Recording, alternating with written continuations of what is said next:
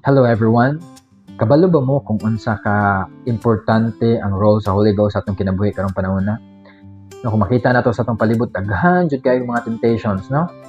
And some of us mo yield to those temptations, no? Kay naa man tay mga weaknesses.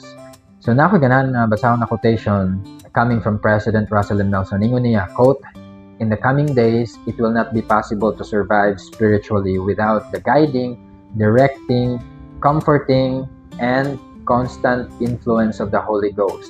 End of quote. So tinuod gid na siya, no, kung wala sa ato ang Holy Ghost every day, maglisod gid ta survive spiritually. No, kay si Satan naningkamot siya maayo nga matintal ta, no, makabuhat ang mga dili maayo na mga butang. Kay malipay, mao man ikalipay ni Satan.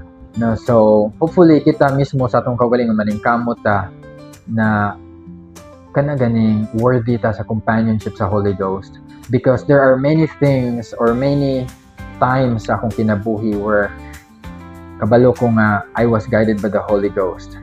No, kay every day I'm always praying that the Holy Ghost will be with me. So naningkamot ko.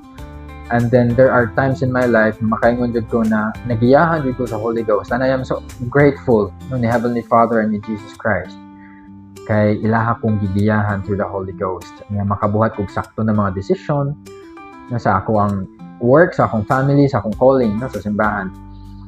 And so the same thing with you, no, my dear friends, maningkamot ta na angayan ta sa companionship sa Holy Ghost. In that way, Satan dili siya makatempt sa ato. He cannot tempt us to do bad things.